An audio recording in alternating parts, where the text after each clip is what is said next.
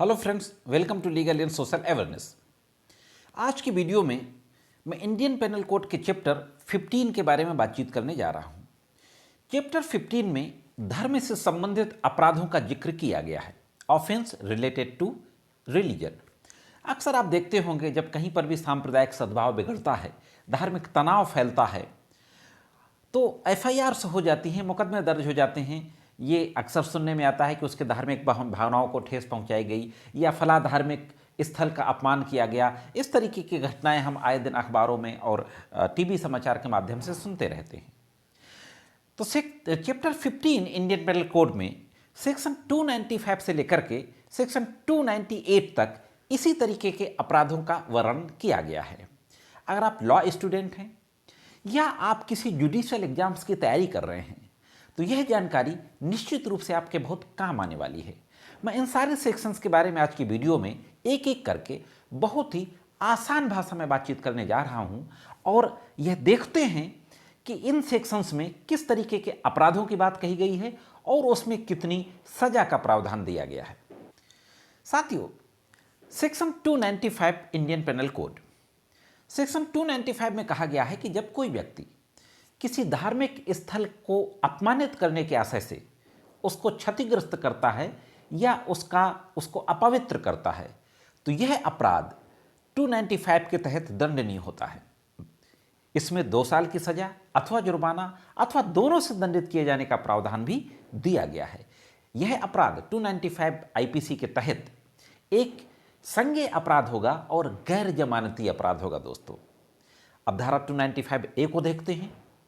धारा 295 ए में कहा गया है कि जब कोई व्यक्ति किसी के धार्मिक विश्वास को अपमानित करता है, हाँ दोस्तों, रिलीजियस बिलीफ को इंसल्ट करता है, तो यह अपराध 295 ए के तहत दंडनीय अपराध होता है।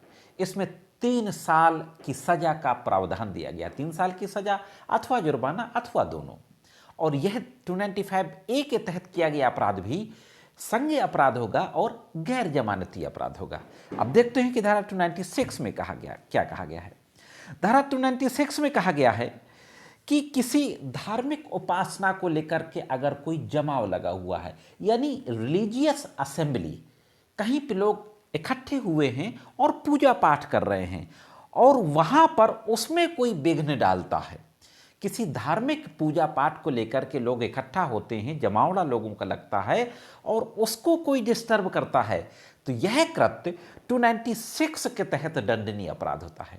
और 296 में जो सजा का प्रावधान दिया गया है वो 1 साल की सजा का प्रावधान दिया गया है और यह अपराध भी संज्ञेय अपराध होगा, लेकिन यह एक जमानती अपराध होगा, बेलेबल अपराध होगा। इसमें खड़े खड़े यानी विदाउट जेल जाए इसमें जमानत हो जाती है।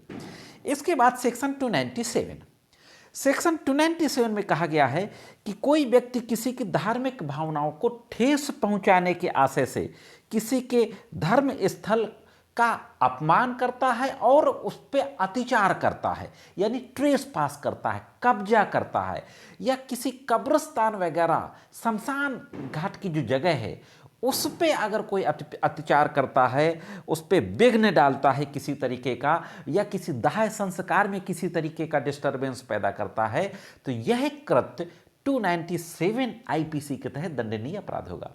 और 297 में भी 1 साल की सजा का प्रावधान दिया गया है, 1 साल की सजा अथवा जुर्माना अथवा दोनों। दोस्तों, अब सबसे आखिरी का जो सेक्शन है 298 में कहा गया है कि जब कोई व्यक्ति किसी की धार्मिक भावनाओं को ठेस पहुंचाने के आशय से कुछ बोलता है या किसी तरीके से कोई इशारा करता है या कोई वस्तु ऐसी रख देता है जिससे कि उस व्यक्ति की धार्मिक भावनाओं को ठेस पहुंचे।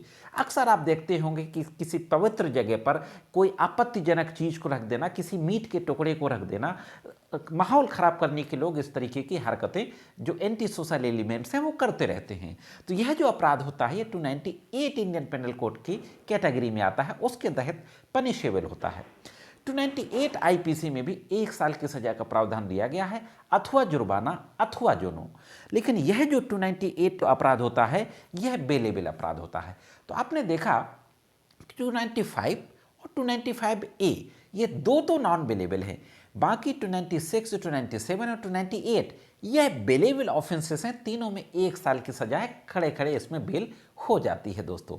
तो यह थी दोस्तों धर्म से संबंधित जो इंडियन पेनल कोड में जो ऑफेंस दिए गए हैं उसके संबंध में बहुत ही ब्रीफ में और बहुत ही आसान शब्दों में छोटी सी एक महत्वपूर्ण जानकारी। उम्मीद करता हूं कि जानकारी आपको पसंद आई होगी। जानकारी कैसे लगी कमेंट्स करके जरूर बताइएगा साथियों। आज की वीडियो में सिर्फ इतना ही।